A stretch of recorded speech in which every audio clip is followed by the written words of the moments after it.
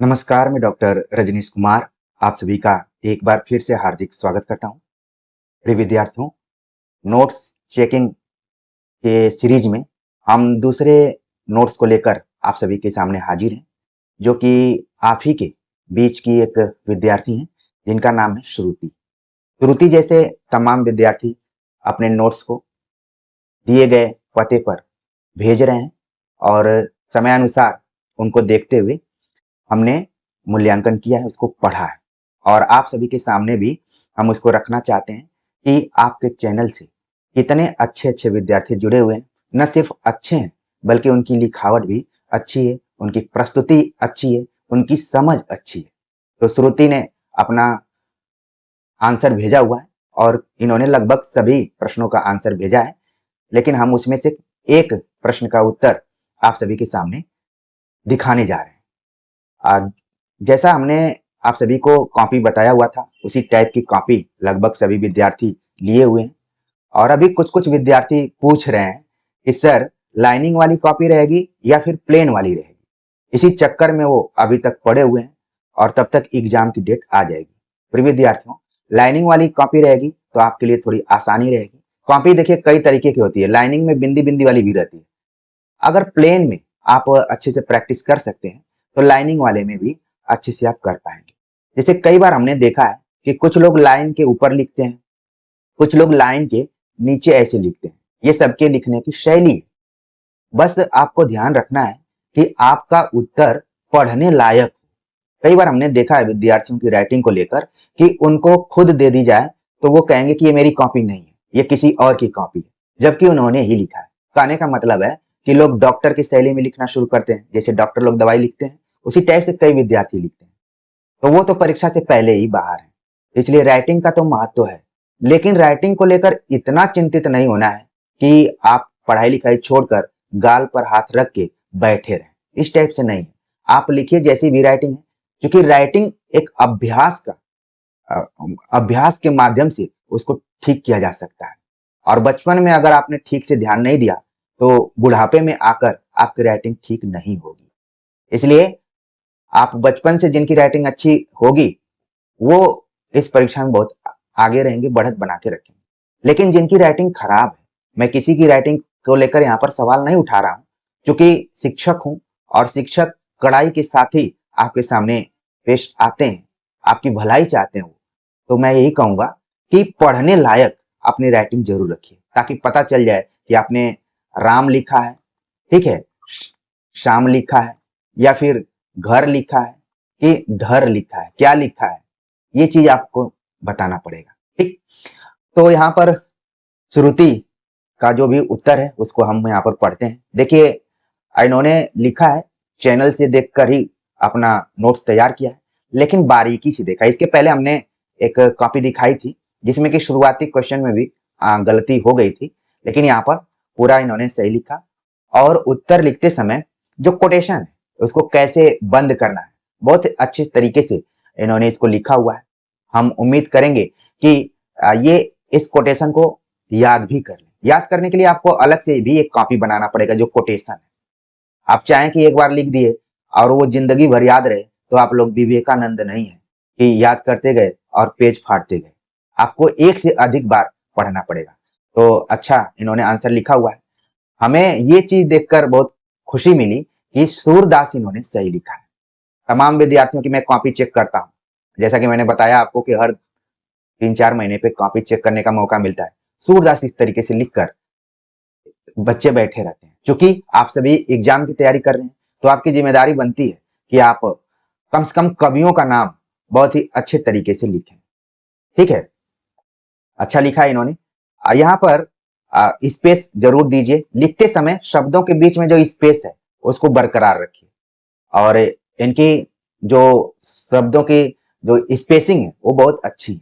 जैसे हमने देखा है कि विद्यार्थी बहुत दूर दूर लिखते हैं कि पेज भरे। यहाँ पेज नहीं भरना है, आपका जो कंटेंट है उसको बहुत बढ़िया से प्रस्तुत करना है, जो आपकी विषय वस्तु है उसको प्रस्तुत करना है। तो अच्छा लिखा है इन्होंने। कृष्ण काव्य धारा की विशेषताएं और पूरी विशेषताओं को इन्होंने बतलाया हुआ है। ठीक है, ज्यादा इनके में मात्रात्मक त्रुटि हमने नहीं पकड़ा है। ठीक है, अच्छा इन्होंने लिखा है तो क्या करें। और इसमें आप देख रहे हैं कि जो पिछली कॉपी में हमने आप सभी को बताया था कि विद्यार्थी में यहाँ बिंदी दे दिया करता था, लेकिन इन्होंने सही लिखा है। ठीक है, अच्छी कॉपी लगी है मुझे, काफी अच्छा लगा। और इसी तरीके से जैसे सब कुछ इन्होंने सही लिखा, यहाँ पर दिखाई पड़ता है। ठीक है, अड़ पे देना चाहिए। और जैसे शब्दों को लेकर आपको लगे कि बहुत टाइम हमारा इसमें जा रहा है, तो आप चाहे तो एक एक लाइन ही लिख सकते हैं। ठीक है, आप कोई जरूरी नहीं कि दोनों लाइन लिखें, एक लाइन लिखें। लाइन अगर आप उद्धरण प्रयोग करते हैं तो इससे आपका उत्तर क्या होगा, प्रभावी होगा और प्रामाणिक होगा। कहानी सुनाने के लिए तो लगभग 70% विद्यार्थी कहानी सुनाएंगे कि सूरदास ने कृष्ण भक्ति काव्य के अंतर्गत वात्सल्य वर्णन का ऐसा वर्णन किया है कि दुनिया भर में कोई नहीं कर पाया। बहुत लंबी चौड़ी बात करेंगे, लेकिन आपको बताना है कि पंक्तियों के माध्यम से पूरा। तो आप चाहें तो एक लाइन ही लिख सकते हैं। तो ऐसे ही आपके शब्द क्या हो गए यहाँ पर, और भी कम हो गए। ठीक है, एक चीज आप कर सकते हैं इसको, जो विद्यार्थी शब्दों को लेकर डरे हुए हैं उनके लिए मैं यही कहूंगा कि एक एक लाइन ही याद कीजिए, तो भी आपका उत्तर क्या होगा, प्रामाणिक होगा। श्रुति ने काफी अच्छा लिखा हुआ है, और बस ये थोड़ा थोड़ा स्पेसिंग दे लें, पहले से निर्धारित कर लें कि इतने में इसको लिखना है। ठीक है, धीरे धीरे प्रैक्टिस के माध्यम से हो जाएगा, कोई दिक्कत नहीं है। ठीक, अच्छी कॉपी है। वही है कि आप चाहें तो शब्द एक एक पंक्ति ही यूज कर सकते हैं, कोई दिक्कत नहीं है। ठीक, अच्छी कॉपी है, इसी तरीके से लिखना है।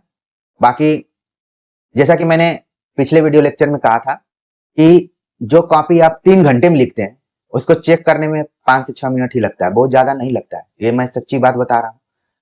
ठीक है, तो लेकिन अच्छी कॉपियां होती हैं तो जो एग्जामिनर है वो थोड़ी देर तक रुकता है। अब इस कॉपी में मुझे कमी ज्यादा दिखाई ही नहीं दे रही। ठीक है, अच्छी कॉपी है। इसी तरीके से आप लोगों को भी लिखना है, और कोशिश ये करना है कि ज्यादा से ज्यादा चीजों को क्या करें, याद कर लें। याद हो जाएंगी। याद करने के लिए वही जो मैंने संस्मरण विधा में आपको बताया ना, कि अतीत की गलत बातें तो याद हो जाती हैं, लेकिन अच्छी बातें कम ही याद रहती हैं। ये आपके जीवन का जो अतीत घट रहा है, इसको आप एकदम से याद करके रखिए कि कोई टीचर था कि डांट डांट के पढ़ाता था, वो हमारे हितैषी के रूप में था, हमें सफल होते हुए देखना चाहता था। और बाकी क्या लगा हुआ है, आप लोग अपने जीवन में अच्छा करेंगे तो हमें लगेगा कि जो हमने 15-20 वर्षों तक तपस्या की, तपस्या शब्द का प्रयोग मैं कर रहा हूं, अगर तपस्या नहीं किया होता तो इस तरीके से हम नहीं बताते आपको। छोटी छोटी चीजों को हम यहाँ पर बता रहे हैं। नहीं तो आप लोग उस कोर्स और जो पेड कोर्स लिए होंगे, आप देख लेंगे कि इतना भी लोग समय नहीं देते, क्योंकि उनको तो अपनी दुकान चलाना है, हमें दुकान नहीं चलाना है। हर वीडियो लेक्चर में कहना पड़ता है, क्योंकि बुराइयों की तरफ लोगों का ध्यान ज्यादा जाता है, मनोरंजन की तरफ ज्यादा जाता है। ठीक है, अच्छे लोग हाशिए पर ही रह जाते हैं। तो श्रुति ने काफी अच्छा लिखा हुआ है, मैं गलती नहीं पकड़ पा रहा हूं इसमें। ठीक है, पकड़ने की मैंने बहुत कोशिश की, लेकिन कॉपियां होती ही हैं ऐसी। अब गलती के नाम पे श्रुति का जो मैं दूसरी पंक्ति है उसको मैं कट कर रहा हूं यहाँ पे, लेकिन इन्होंने सही लिखा हुआ है। मतलब एक एक लाइन भी लिखें तो भी कोई दिक्कत नहीं। ठीक, तो ये चीज है, बहुत अच्छी राइटिंग है, मुझे अच्छी लगी है। और कुछ विद्यार्थियों ने कमेंट किया था कि मेरी राइटिंग देखेंगे तो आप बेहोश हो जाएंगे। तो ऐसी राइटिंग का मुझे इंतजार रहेगा कि क्या सही में मैं बेहोश होता हूं कि नहीं होता हूं, ये भी देखने वाली बात है। तो बहुत अच्छी कॉपी हमें ये लगी, और मैं इनको 10 में मैं इनको 8 नंबर से अधिक ही दूंगा। ठीक, इसी तरीके से अगर अन्य प्रश्नों को लिखते हैं और समय का ध्यान रखते हुए, प्रबंधन को करते हुए पूरे आंसर को लिख लेते हैं, तो निश्चित तौर पर इनका चयन तय है। तो इस चीज को ध्यान रखना है। लेकिन जो हमने प्रोत्साहन दिया है उसको प्रेशर के रूप में नहीं लेना है कि सर हमारी कॉपी तो वीडियो बनाकर दिखा दिए, अब मुझे लाना ही लाना है, और एग्जाम के पहले इतना प्रेशर में हो गए कि तबीयत खराब हो गई। ये सब आपको नहीं करना है। आपको अपने कॉन्फिडेंस को आगे बढ़ाते हुए चलना है। जैसे विद्यार्थियों की बड़ाई करना भी एक तरीके से दबाव बन जाता है। ठीक है ना, तो दबाव में नहीं आना है, और एकदम मस्त मौला, जैसे कृष्ण भक्त कवि थे, मस्त मौले जीव थे, उसी तरीके से आपको अपनी तैयारी करना है।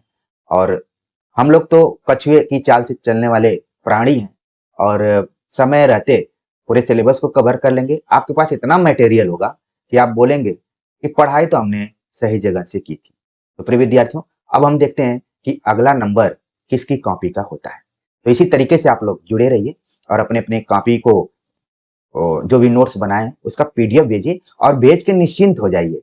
जैसे हमने देखा कि बहुत सारे विद्यार्थियों ने लिखा कि हम हाउस वाइफ हैं, तो ठीक है, अच्छी बात है, आप हाउस वाइफ हैं, जिम्मेदारियां होती हैं भाई। अब एग्जाम को लेकर तो किसी का शादी विवाह नहीं रुकेगा, उसको तो करना ही पड़ेगा। हाउस वाइफ, इसको अपनी कमजोरी मत बनाइए आप लोग। इससे कुछ मिलने वाला भी नहीं। अगर आपको नौकरी मिलेगी तो वही ससुराल वाले भी खुश हो जाएंगे, मायके वाले भी खुश हो जाएंगे। कुल मिलाकर क्या करना है, आपको एक टारगेट बनाना है। मानता हूं कि समय कम मिलता है, लेकिन मान लीजिए आप लाइब्रेरी में बैठे हुए हैं, दिन भर मोबाइल देख रहे हैं, एक अक्षर पढ़ नहीं रहे हैं, तो वो बेहतर है कि आप दिन भर का काम करके 2 घंटे बढ़िया से आप पढ़ रहे हैं, वो बेहतर है। हमें तो ये दूसरा वाला बेहतर लग रहा है। ठीक है, तो उस किसी भी चीज को अपनी कमजोरी मत बनाइए। जैसे हमने आप सभी को बताया कि हम भी तो नौकरी करते हैं, हमारी भी फैमिली है, तमाम चीजें हैं, करना पड़ता है। तो अगर मैं रोज रोज कहूं कि मेरे पास ये है, मैं ये कर रहा हूं, वो कर रहा हूं, तो ये अच्छी बात नहीं। आप अपने टारगेट को ध्यान में रखिए कि जो भी वैकेंसी जितने दिनों बाद आ रही हैं, जिनका इंतजार करते करते हमारा विवाह हो गया, समय नहीं मिल रहा है, हमें उसको फोड़ कर रहना है। जब तक तोड़ेंगे नहीं तब तक छोड़ेंगे नहीं, ये इस टाइप का डायलॉग था। तो किसी भी चीज को अपनी कमजोरी नहीं मानना है, और उससे संवेदना भी आपको नहीं मिलेगी कि अब हाउस वाइफ को है तो उसमें क्या किया जा सकता है, वो भी तो जीवन का एक हिस्सा है। उम्मीद है कि आप चीजों को अच्छे से समझ पा रहे होंगे। तो कमेंट जरूर कीजिएगा। मिलते हैं एक नए नोट्स के मूल्यांकन के साथ, तब तक के लिए नमस्कार।